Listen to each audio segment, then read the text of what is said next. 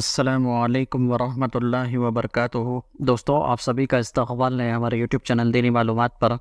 صرف مدرسہ قرآن و حدیث کی روشنی میں بسم اللہ الرحمن الرحیم نحمدہ و نصلی علی رسولہ الکریم۔ نمبر 1، اسلامی تاریخ۔ غزوہ احد میں مسلمانوں کی آزمائش۔ غزوہ احد میں مسلمانوں نے بڑی بہادری سے مشرکین مکہ کا مقابلہ کیا، جس میں پہلے فتح ہوئی مگر بعد میں ایک چوک کی وجہ سے ناکامی کا سامنا کرنا پڑا۔ جنگ شروع ہونے سے پہلے رسول اللہ صلی اللہ علیہ وسلم نے 50 تیر اندازوں کی ایک جماعت کو پہاڑی کی گھاٹی پر، جہاں سے دشمنوں کے حملے کا خطرہ تھا، مقرر کر دیا اور یہ تاکید فرمائی کہ جنگ میں فتح ہو یا شکست تم اپنی جگہ سے ہرگز نہ ہٹنا۔ لیکن جب مسلمانوں کو شروع میں فتح ہوئی تو کافروں کو بھاگتا ہوا دیکھ کر یہ لوگ بھی اپنی جگہ سے یہ سمجھ کر ہٹ گئے کہ اب جنگ ختم ہو چکی، کیوں نہ ہم بھی مال غنیمت جمع کرنے میں اپنے بھائیوں کی مدد کریں۔ ان کے امیر حضرت عبداللہ بن جبیر رضی اللہ تعالیٰ عنہ نے بار بار روکنے کی کوشش کی، لیکن انہوں نے فتح کی خوشی میں بات نہ سنی اور پہاڑ سے نیچے اتر آئے۔ حضرت خالد بن ولید رضی اللہ تعالیٰ عنہ، جو اس وقت مسلمان نہیں ہوئے تھے اور کفار کی طرف سے لڑ رہے تھے، جب اس جگہ کو خالی دیکھا تو پیچھے سے حملہ کر دیا۔ ادھر مسلمان بے فکر تھے، بلا آخر بھاگتے ہوئے مشرکین پلٹ کر مسلمانوں پر ٹوٹ پڑے۔ اچانک حملہ ہونے کی وجہ سے کفار کے بیچ پہ آ گئے، جس کی وجہ سے 70 مسلمان شہید ہوئے۔ آپ صلی اللہ علیہ وسلم کا سر مبارک زخمی اور ایک مبارک داندھ بھی شہید ہو گیا۔ نمبر 2، اللہ کی قدرت۔ ناک قدرت الہی کی نشانی۔ اللہ تعالیٰ نے انسان کے چہرے پر ناک بنائی، جس سے چہرے کی رونق بڑھ جاتی ہے اور چہرہ خوبصورت و خوشنما معلوم ہوتا ہے۔ پھر اس میں اللہ نے 2 نتنے بنائے، ان میں قوت حاسہ اور شامہ محسوس کرنے اور سونگھنے کی طاقت رکھ دی، جس نے ناک کھانے پینے کی چیزوں کی بو سونگھ کر فوراً کیفیت کا پتہ لگا دیتی ہے۔ یہی ناک تازہ ہوا کو بھی سونگھتی ہے، جو دل کی غذا ہے، جس سے اندرون کی حرارت برقرار رہتی ہے۔ غور تو کرو، یہ سارا نظام کس نے بنایا ہے؟ نمبر 3، ایک فرض کے بارے میں، شوہر پر بیوی کا خرچہ۔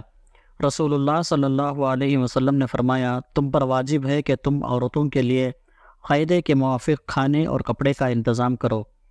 فائدہ: شوہر پر واجب ہے کہ وہ بیوی کے لیے اپنی حیثیت کے مطابق روٹی اور کپڑے کا انتظام کرے۔ نمبر 4، ایک سنت کے بارے میں، سواری پر سوار ہونے کے بعد کی دعا۔ رسول اللہ صلی اللہ علیہ وسلم جب سفر کے ارادے سے نکلتے اور سواری پر بیٹھ جاتے تو 3 مرتبہ تکبیر یعنی اللہ اکبر فرماتے اور یہ دعا پڑھتے: سبحان الذی سخر لنا ھذا وما کنا لہ مقرنین وانا الی ربنا لمنقلبون۔ نمبر 5، ایک اہم عمل کی فضیلت، اللہ کے لیے محبت کا بدلہ۔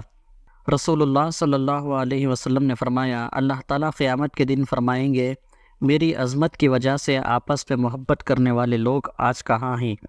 میں آج ان کو اپنے سائے میں جگا دوں گا، جبکہ میرے سائے کے علاوہ کوئی سایہ نہ ہوگا۔